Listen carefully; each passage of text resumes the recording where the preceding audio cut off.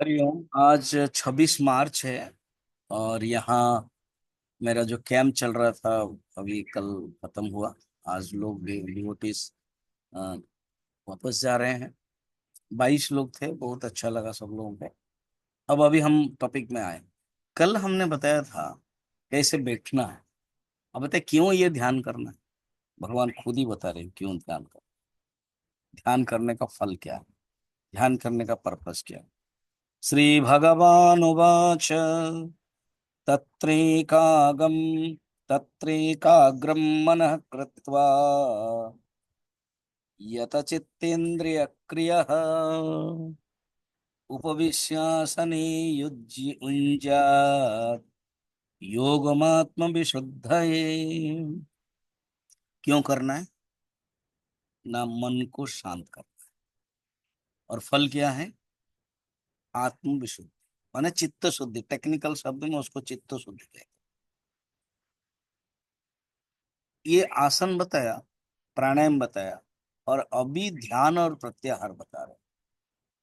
तत्र एकाग्रम मन कृत्वा, वहीं पर तत्र माने वो, ये नहीं कि ध्यान किया फिर उसके बाद उठ गए फिर मन शांत होगा ना, उसी समय कंटिन्यू। पर्पस मन को एकाग्र करना है। आसन में बैठना लक्ष्य नहीं है, एकांत लक्ष्य नहीं है, कम भोजन करना लक्ष्य नहीं है। लक्ष्य तो मन शांत। तत्र एकाग्रम मन कृत्वा, मन को एकाग्र करके। और कैसे संभव? यत चित्त इंद्रिय क्रिया।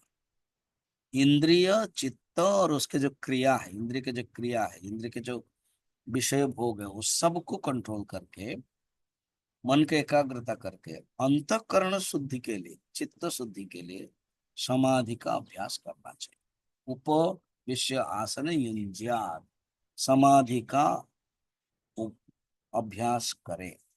तो साधक को इस प्रकार के अभ्यास करे। इसीलिए कठोपनिषद में बताया गया, दृश्यते त्वग्रया बुद्ध्या सूक्ष्मया सूक्ष्मदर्शी। वो जो आत्म तत्व है ना, सूक्ष्म वस्तु, उस सूक्ष्म वस्तु को देखने के लिए बुद्धि भी सूक्ष्म चाहिए। तो जो बुद्धि सूक्ष्म हो गया, इसलिए कहते हैं ना, ब्रह्माकार मनोवृत्ति ही प्रवाह अहंकृति विना संप्रज्ञात समाधि ध्यान अभ्यास प्रकर्षता। ध्यान अभ्यास का प्रकर्षता होने से अहंकार से रहित ब्रह्माकार वृत्ति हो जाती। मैं जीव हूं ये हट जाता है। फिर क्या हो जाता है? मैं ब्रह्म हूं। भावना आ जाती है कि मैं ब्रह्म, शुद्ध बुद्ध ब्रह्म हूं। तो अंतःकरण शुद्ध जब हो जाता है ना, आप समझ ले, एग्जाम्पल में पानी गंदा है और पानी हिल रहा है तो प्रतिबिंब दिखाई नहीं देता है। और जब पानी साफ हो गया, पानी स्थिर हो गया, तो ऑटोमेटिक प्रतिबिंब दिखाई देता है। प्रतिबिंब को देखने के लिए कुछ करना नहीं पड़ेगा। करना क्या है? पानी साफ करो और पानी को स्थिर करो। माने अपने आप को करना, परमात्मा को लाना नहीं है, परमात्मा को पाने के लिए कहीं जाना नहीं है। अपने मन को शांत करना, मन को शुद्ध करना। जब एक बार मन को शुद्ध कर लिया, परमात्मा अपने अंदर से दिखाई दे, अपने अंदर से अनुभव होगा। ये बता रहे हैं। तो इसलिए चित्त साधना में प्रयत्न चित्त शुद्धि के लिए ही है। एक बार चित्त शुद्ध हो जाता है तो ऑटोमेटिक जीवात्मा और परमात्मा एक है। ये जानना ही योग है। योग जो युंजात योगम बताया ना, योगम युंजात, अर्थात जीव और ब्रह्म ऐक्य, जीव ब्रह्म ऐक्य। ये भी जो जीव वृत्ति है उसको हट करके ब्रह्म वृत्ति में अनुभव करना, प्रत्यक प्रत्यय उसको बोलते हैं, टेक्निकल शब्द। निरंतर सदा चिंतन करे। और ये चित्त शुद्धि जब हो जाता है ना, वो ही चिंतन कर सकता है। जो जिसका चित्त शुद्धि नहीं है वो चिंतन नहीं कर सकता।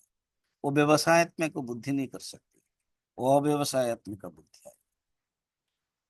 इसीलिए इस प्रकार का चिंतन।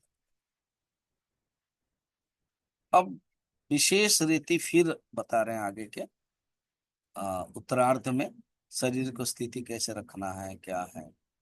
बाह्य आसन के नियम को बता करके अब 13-14 श्लोक में शरीर को कैसे करना है ये बात बताई। भगवान ने बड़ा सुंदर बारीकी से एक एक बता रहे हैं, जो हम लोग फिर कल देखें।